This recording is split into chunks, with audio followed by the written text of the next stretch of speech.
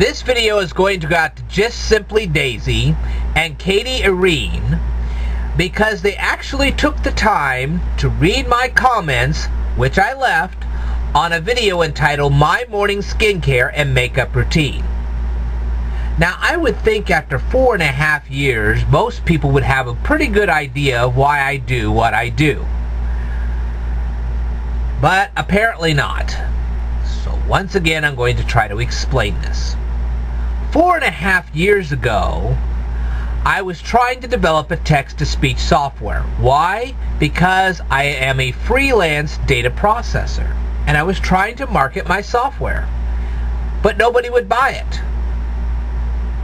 So I went out into social media and asked people why they would not buy my software. And the answer I received was this: we are too afraid of what this software would do to our computers, and that's why we're not buying it from you. I could understand that. So I bought myself a digital camera, and I videotaped a whole slew of computer tutorials. This was to introduce people to computer software, to computer hardware. I even took the time to build a computer from scratch and videotape the whole experience. I showed people how to mount motherboards, how to install RAM chips, how to install a hard drive, how to install a graphics board, whole 9 yards. What was the response? We simply cannot comprehend anything you had to say. Well, my question was, why? And then they told me. They did not have the necessary vocabulary or analytical skills to interpret the things I was saying in my videos. Well, about this same time, I started noticing a lot of people facing eviction, starvation, and bullyism. Now, these are topics that I can relate to. As a young kid, I definitely faced bullyism. And there were times when I honestly thought as a young kid, of course I was so naive at the time, that I myself might find myself on the streets, starving. Fortunately, that never happened. But I was concerned about it. You know, you could be a young kid and be concerned about things even though they never actually happen. So, anyway, because I felt so badly for people facing eviction, starvation, and bullyism, things that I could relate to, I decided to put up a whole bunch of educational tutorials. Why? Because when you are not rich, you face a reality where you cannot afford to get the kind of education that can get you out of poverty. So my attempt was to bridge the gap between people needing education and the education that they needed. I was to be their bridge. Well, the more tutorials I taught, the more I had to dumb down my curriculum because I was finding out very rapidly that my students were barely past a 3rd grade reading level. Well, that was my first problem. The second problem was that a lot of these people, they loved my stuff, but they thought of me as their secret weapon. Well, we're going to finally get the jobs now. We're not going to tell anybody about this kid because, after all, he's our secret weapon. Well, as I was watching more and more people facing starvation, eviction, the whole 9 yards, I was like, I can't have this. I don't want people to be embarrassed for asking for handouts. I don't want anybody to be forced into a situation where they have to ask for a handout. I honestly believe in the philosophy, you give a man a fish, he eats for a day. You teach him how to fish, and he eats for a lifetime. I wanted people to have the dignity of standing on their own. Besides, if you think about it, if they have to beg off your front doorstep, that provides a financial hardship for you as well as an embarrassment for them. So it is as much in your best interest as it is in theirs that you bridge the gap of education. And that's what I've been attempting to do. Now, I tried through utter kindness to do this. But like I said, a lot of people, when they found out about me, they treated me like I was their secret weapon. I was like, man, how am I going to help the thousands of people that need my help on a day-by-day basis if nobody knows that I'm around? So I decided to take it to the next level. I found videos with such egregious errors that what I did was I debated those videos. And the first one was Kony 2012. Okay? And I debated that particular video. And if you watch the first 6 minutes of that, you'll find out how many egregious errors that thing has. But anyway, I went from video to video, finding videos that had such egregious errors and debating them. Most recently, I had one about Jeff Bliss, which I feel is partially my fault, because a year ago, what I should have done was I should have put up a video about Roman forums and honor challenges. Had I done so and had Jeff Bliss watch that, he might not have had that tirade in that classroom. And we'd all be better off.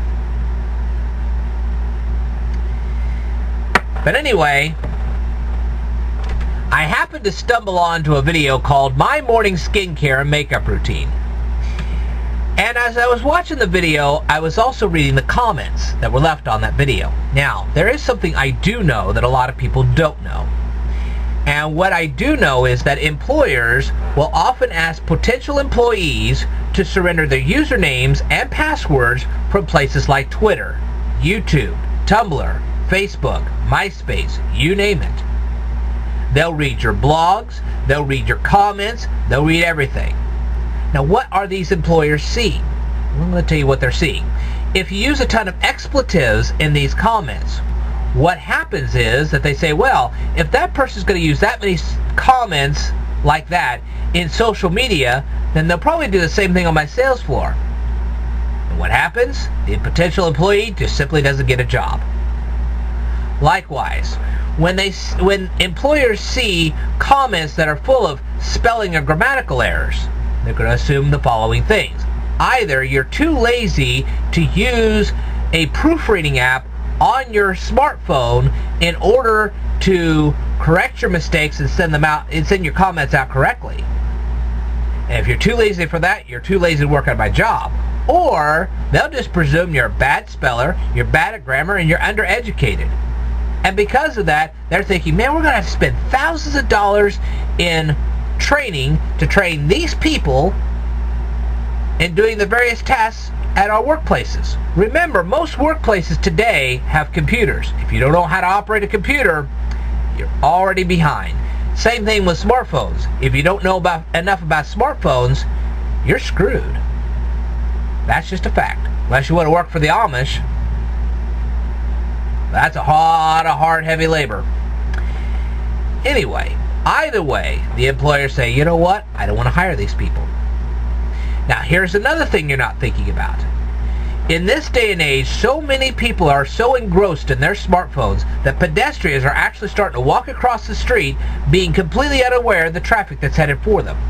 Now, here's what's worse. The traffic headed for them is full of drivers that are engrossed in their smartphones instead of their driving. Smack. There you go. Now, when you take all of this information into consideration, you can begin to realize why I have a YouTube channel and why I do what I do. So, when I was looking through these comments, I was thinking to myself, you know what? A lot of these people may not get good gainful employment, and I'm not talking about gainful employment, I'm talking about good gainful employment. This is the kind of stuff that would get you the $20, $25 an hour job. Employers see those kind of comments, they're not going to hire you for those good paying positions. And now you can see why. I was like, you know what? We have Dulce Candy, who is making a presentation that, to me, would be a little frivolous. But also, we have all these people responding to this, not realizing that employers are reading their comments. So I took it upon myself to leave a whole slew of comments in order to hopefully stir up a conversation. A good conversation, which in turn can help these people gain employment. And I'm not talking about employment at KFC. I'm talking about good employment, where you have an executive's type job. You're making $20, $25 an hour. You can live off of something like that. See what I mean? It seems that once again I have failed to do what I set out to do. Now then, sorry for the interruption. I watched the entire video. I watched the My Morning Skincare and Makeup Routine. And I'm now going to tell you the things that were left out of it. Things I thought would be an interesting conversation piece. Did you know that Nordstrom itself was founded by John W. Nordstrom? This was a 16-year-old immigrant that came from Sweden, landed in New York, and took up odd jobs while going across the country to Washington State. He finally ended up in Alaska, in an Alaskan mine, and he found himself some gold. He took that gold back to Seattle and partnered with a guy by the name of Carl Wallen. And Carl Wallen happened to own a shoe repair shop. Well, John Nordstrom invested his gold into that shoe shop and made it into a profitable business.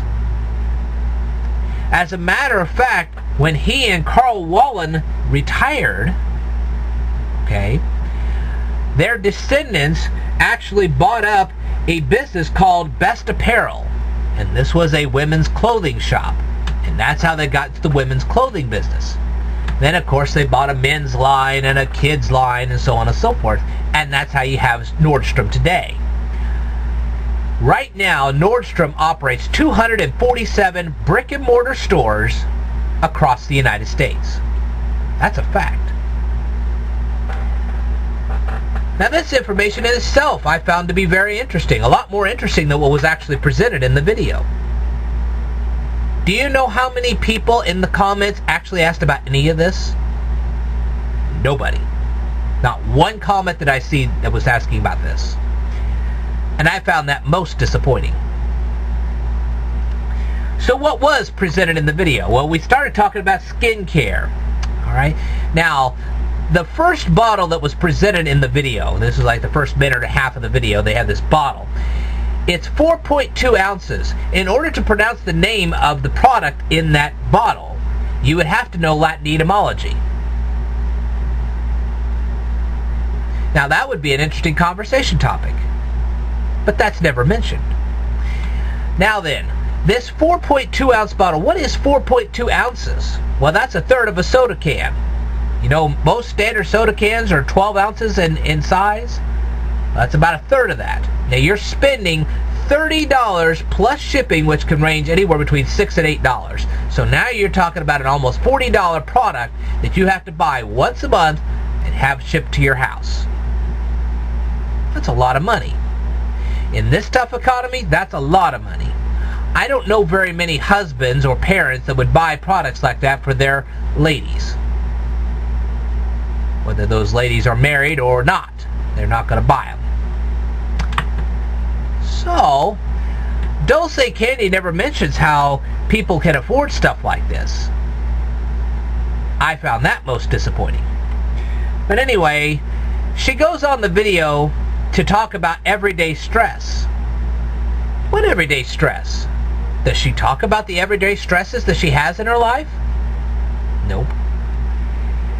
And then she talks about a softening concentrate lotion. What's in this stuff? Where is it made? Is any of this mentioned? No. If this stuff is made in China, that affects our economy. And if this stuff is made out of petroleum products, that comes from the Middle East. Not to mention the environmental impacts of trying to dispose the empty containers. Is any of this mentioned in her video? Nope. And then we talk about Renergize Lift, SPF 15, like anybody really knows what SPF stands for and how they're rated. Does Dulce Candy talk about any of this? Nope. Does she talk about blemishes? How you get the blemishes in the first place? What the various treatment options are for blemishes or even scars? No.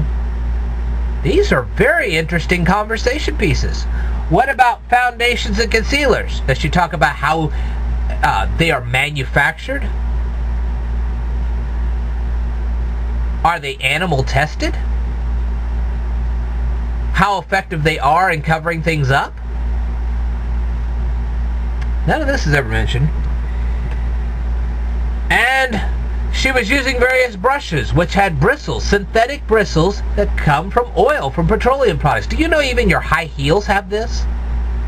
Yes, high heels have oil in them. That comes from the Middle East. None of this is ever talked about. These are the kinds of things that, if brought up, would be very interesting conversation pieces. Anyway, I watched the whole video from front to back, and these are the kind of things that I was kind of hoping she would mention in her video that would be great topics of conversation. But none of it's mentioned. Now, as for the comments themselves, I read a lot of them. That's why I responded to them. Oh, you're beautiful. Well, which part of Dulce Candy is beautiful? Is it her hair? What's her natural hair color? What's the texture of her hair? I was asking questions like this. If the product works well for her, will it also work well for you?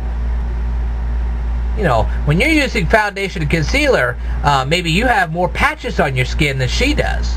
Or maybe you don't have as many as she does. Maybe you don't need as much of the same product as she does. Maybe you need more of the product than she does. Bring those topics up. See what I mean? We don't know what her skin texture is. We don't even know what her natural skin color is. She never mentions it. She also never talks about the color of her eyes. Do you know they actually have contacts now that can adjust the color of your eyes? How do we know that those are her real eye color? And what other things didn't she mention? How about how she takes care of her teeth? What kind of dental products she recommends? What else does she do in the morning? Does she drink a ton of coffee when she first wakes up? Is the first thing she ever grabs her smartphone? Those are important things to think about. Does she have any pets that she has to feed? She never mentioned that. And what about those credentials of hers? Does she ever have an actual video which talks about all the credentials that she actually has? Why should we trust her opinion? Just because she's beautiful? And like I said, what parts of her are beautiful? It's her teeth, her hair, what kind of dental work has she had done in the past? Braces? Has she had any teeth removed? Does she have any cavities? I mean, none of this is ever brought up. Don't you think those are interesting things to talk about? I think so. You know the kind of things you can learn from stuff like this? You can learn modern day dentistry. You can learn about chemistry. You can learn about the environment. You can learn about analytical skills. Shoot, you can learn Latin etymology. Why didn't she say, this product, the name of this product comes from da-da-da-da-da-da, so on and so forth source? Why didn't she say that? That would have been a brilliant thing to say. Never mentioned. These are the kinds of things that stimulate your mind. And if you've had anybody that's dealt with Alzheimer's or dementia, well, you can kind of see my point. If your mind is sharp, you're in good shape. Otherwise, well, see what I mean? It's also the kind of things that employers are impressed with. Employers hear stuff like this, they're more likely to hire you. And here's the thing, not one single person put up a video response to her video. Don't you guys own digital cameras? Aren't you bold enough to ask questions like this?